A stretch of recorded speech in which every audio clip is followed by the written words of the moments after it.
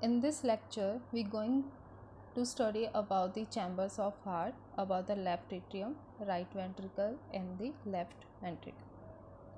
So there are four chambers of heart: right atrium, right ventricle, left ventricle that's seen anteriorly, and one is a left atrium that lie behind.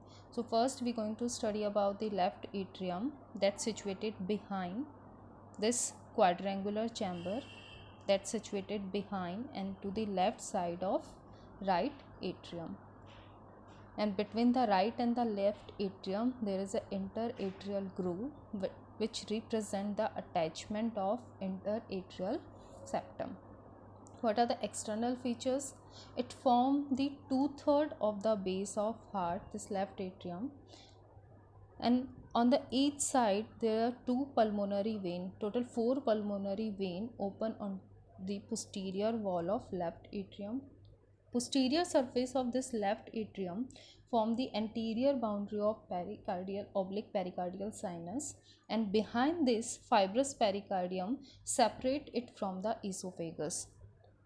So the important relation of the posterior wall of the left atrium is, behind this there is an oblique pericardial sinus, and behind the oblique pericardial sinus there is a esophagus and left recurrent laryngeal nerve. Anterior superiorly, it represents a conical projection, that is left auricle, which project up to medially towards the root of pulmonary trunk. What are the internal features?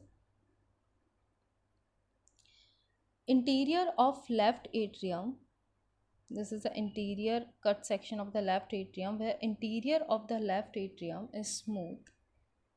Only a network of musculi pectinity present only in the left auricle. Anterior wall or septal wall, actually right atrium and the left atrium, there's a right and the left atrium are separate from each other by interatrial septa. This is placed obliquely so that right atrium lie in front and to the right side of the left atrium. So here the septal wall or anterior wall of the left atrium that present a semilunar fold. Here this is the semilunar fold which is concave upward and represent upper margin of septum primum. A lunate fossa just above this fold that represent the septum secundum. So this is about the anterior wall or septal wall of left atrium. Posterior wall, this is the posterior wall where 4 pulmonary vein, 2 on each side, open into the left atrium. Left atrium open into left ventricle via the left atrioventricular orifice, and this is guarded by the mitral wall or bicuspid wall. This wall has anterior and posterior two cusps. This is bicuspid or mitral wall that guarded the left atrioventricular orifice through which left atrium open into the left ventricle. So what are the opening in the left atrium? 4 pulmonary vein that open into the posterior wall of left atrium, left atrioventricular orifice that is guarded by the mitral wall or bicuspid wall, and small opening of vena cordis minima also seen. Now come to the next, that is the right ventricle. The right ventricle situated in front and to the left of right atrium, and it's separate from the right atrium by a right atrioventricular groove externally, or also known as right coronary sulcus. Right ventricle communicate with the right atrium through the right atrioventricular orifices that guarded by the tricuspid wall, and through the pulmonary trunk via the pulmonary orifice. Now what are the external features of the right ventricle? It forms 2/3 part of the sternocostal surface, and this sternocostal surface overlapped by the left lung and pleura. So here in this part, sternum and the rib are separate from the left lung, pleura, and the three layer of pericardium, except the area of cardiac dullness. In this area, left lung is and left pleura not cover the part of right ventricle. Here, this part of right ventricle separate from the rib and sternum only by three layer of pericardium. Other than this, right ventricle form 1/3 part of the diaphragmatic surface. Here, this right ventricle form 1/3 part of the diaphragmatic surface. Anteriorly, this right ventricle separate from the left ventricle by the anterior interventricular groove, and on the diaphragmatic surface, right ventricle separate from the left ventricle by the posterior interventricular groove. So this anterior interventricular groove and the posterior interventricular groove represent the represent the attachment of interventricular septum externally. So this is the cross section of the right and the left ventricle. This right ventricle, as we discussed, form the 2/3 part of the sternocostal surface, and this form 1/3 part of the diaphragmatic surface. And here anterior interventricular groove, and this is the posterior interventricular groove. There is attachment of interventricular septum. So this interventricular septum placed obliquely backward and to the right, and it present convexities towards the right ventricle. Here we can see the convexity of the interventricular septum directed towards the right ventricle. So the cavity of right ventricle is crescent shape or semilunar in shape. This component of interventricular septum are, one is a muscular component and the membranous component. A large anterior inferior part is a muscular component, and the posterior superiorly there is a membranous septum. The septal cusp reach up to the center of membranous septum. So the part of membranous septum that lie in front of septal cusp and this muscular part that divide the right ventricle and the left ventricle, whole of the muscular part and the part of membranous septum that lie in front of septal cusp that divide the right ventricle from the left ventricle. But the part of membranous septum that lie behind the septal cusp, this part that separate the right atrium from the left ventricle. So here this septa separate the right atrium from the left ventricle. Another feature is that the muscular ratio of the right and the left ventricle is 1:3. The muscle of the left ventricle is 3 times more than the right ventricle. Now come to the internal features. So there are two parts. Here we open the right ventricle and we cut this triangular area. This is the wall that form the sternocostal surface or anterior wall of right ventricle. So this is the interior of right ventricle. Here two parts. One is a large lower rough part, that is a ventricular proper, and another one above, this is a smooth part, small upper smooth part that form the outflow tract, that is known as conus arteriosus or the infundibulum. The lower large rough part that is a ventricular proper that develop from the primitive ventricle, and this smooth part that develop from the bulbous cortex. And this rough and the smooth parts separate from each other by the supraventricular crest. Here the supraventricular crest that extend from the ventricular septum towards the tricuspid wall. So here the right atrium open into the rough inflow part via right atrioventricular orifice that guarded by the tricuspid valve. And this outflow part, this outflow tract here at the apex of this smooth part or conus arteriosus, there is a pulmonary orifice. Now come to the inflow part, that is a rough or ventricular proper. Here the muscular projection gave the chamber a sponge-like appearance. This muscular projection is known as trabeculae carneae, or this muscular ridges are three types. One is the ridges or known as fixed elevation. Here special example of this ridges are supraventricular crest, that is a remnant of bulboventricular ridge. It extends from the ventricular septum towards the tricuspid wall. Second is the bridges.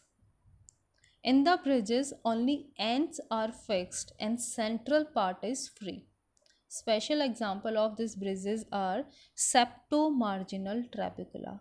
The one end of this septomarginal trabecula is attached to the interventricular septum, and another end is attached to the base of anterior papillary muscle. This is the septomarginal trabecula, or also known as moderator band. It conveys right branch of AV bundle, and it also prevent over distension of right ventricle, hence is called as moderator band.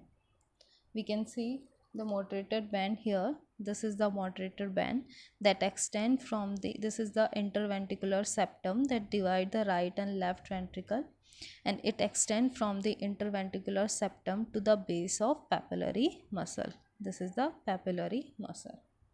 Now third type of muscular ridges are the pillars. Pillars of trabeculae carneae or papillary muscles. The base, these are the conical projection, conical muscular, these papillary muscles are the conical muscular projection that represent the pillars of trabeculae carneae. Base are attached to the ventricular wall, and the apex is connected to the cusp via thread-like structures. This thread-like structure is known as chorda tendineae, and from this chorda tendineae it attached to the cusp of tricuspid wall. So there are three type of papillary muscle: anterior, posterior, and the septal. The anterior papillary muscle, the base is attached to the sternocostal surface. This is the sternocostal wall. That reflected part is the sternocostal or anterior wall. So base of anterior papillary muscle, it attached to the sternocostal surface close to the septal wall, and the posterior papillary muscle is attached to the diaphragmatic wall. And septal papillary muscle are 2 to 3 in nipple-like structure. They attach to the interventricular septa. So this is about the three type of trabeculae carneae: ridges, bridges, and the pillars. Here in dissected specimen, this is the interventricular septum, the cavity. This is the cavity of right ventricle, and this is the sternocostal wall or anterior wall. This is the interventricular septum. Here this one is a moderator band that extend from interventricular septum to the base of anterior papillary muscle, and this is the conical projection is the papillary muscle, and these thread like structure that are the chorda tendineae that connect the papillary muscle to the cusp of tricuspid wall. Now, so interior of the right ventricle shows two orifice. One is the right anterioventricular orifice that guarded by the tricuspid wall, through which right atrium open into the right ventricle, and one is the pulmonary orifice that guarded by the pulmonary wall that form the outflowing part or infundibulum. So first we discuss about the right atrioventricular orifice. Here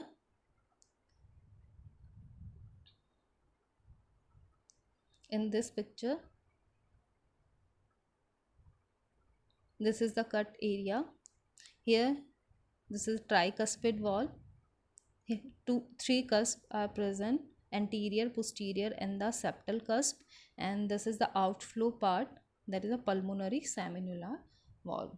So first is the right atrioventricular or tricuspid wall complex, that is a oval or circular, approximately 10 to 12 centimeter, and it oriented almost vertically, making a angle of 45 degree with the sagittal plane.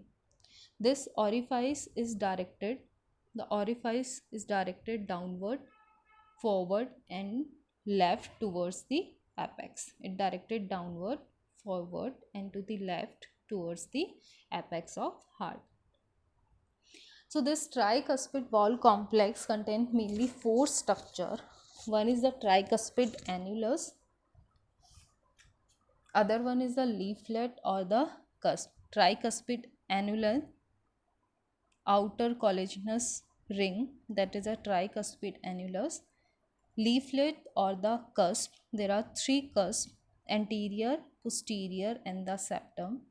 Third component is the chorda tendineae, thread like structure, these are the chorda tendineae, and the papillary muscle, three papillary muscle: anterior, posterior, and septal. So tricuspid wall complex have been four structure. One is the tricuspid annulus, second one is the cusp, third chorda tendineae, and fourth, that is the papillary muscle. So this tricuspid annulus is the collagenous ring. This is the collagenous ring where base of cusp is attached. What are the cusps? Cusps are the reduplication of endocardium. So there are three cusps present: anterior, septal, and the posterior. Anterior cusp is the largest and the septal cusp is the smallest. At the close of annulus, these cusps are continuous and form curtain-like structure. So, close to the annulus, these cusps form a curtain-like structure. And the free margin are directed towards the ventricular cavity. So, these anterior and the septal and the posterior cusp present deep commissure. Here the junction of the cusp, there is a deep commissures are present. Each cusp have, one is the attached margin and one is the free margin. Atrial surface that directed towards the atrium, and the ventricular surface that is directed towards the ventricular cavity. So each cusp have, one is a attached margin or base that attached to the annulus or collagenous ring.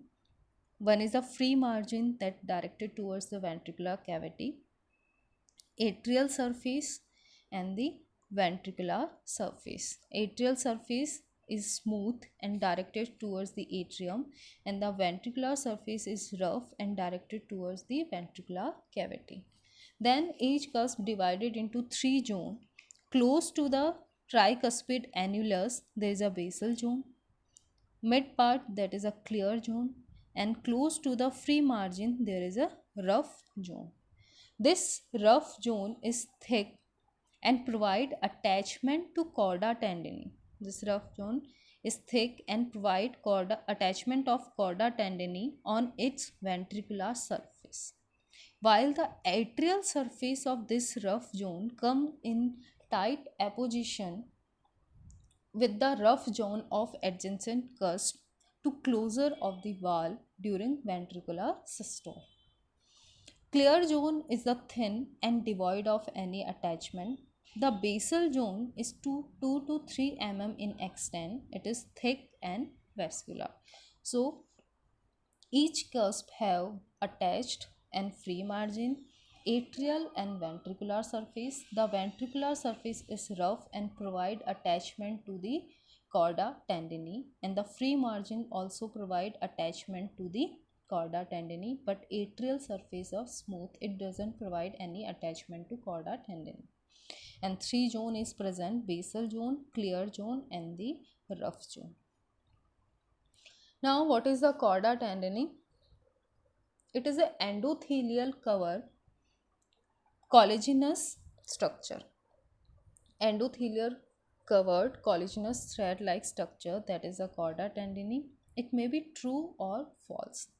True, that connect the apical third of the papillary muscle to the free margin or ventricular surface of the cusp of tricuspid wall, that is true chorda tendineae.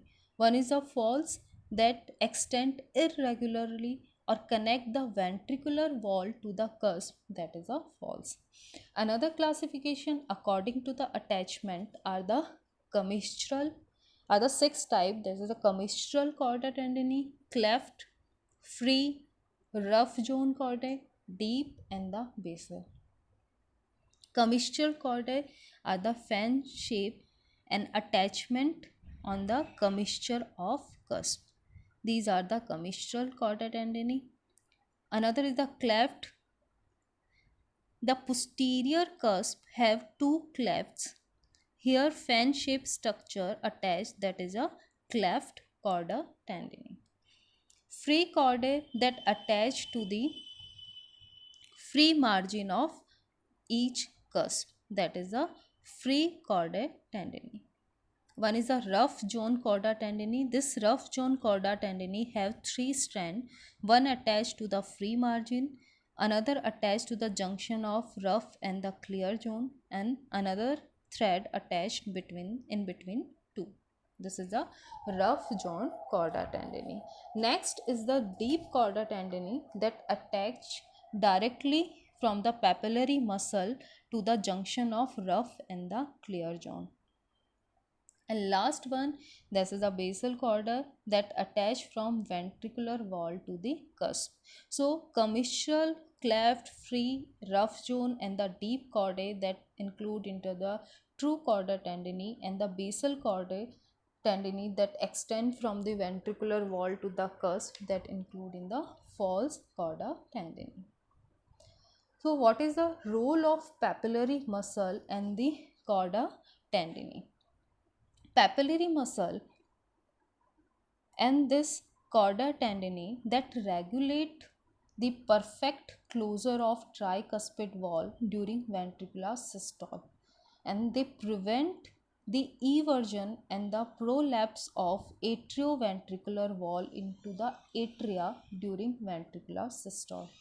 So first, thus this papillary muscle and the papillary muscle contract, stretch the chorda tendineae, and regulate the perfect closure of tricuspid wall during ventricular systole.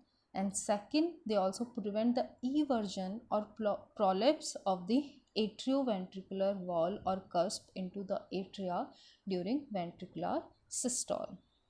Now next is the outflow tract. As we discuss above the supraventricular crest, this smooth part, that is a conus arteriosus or infundibulum.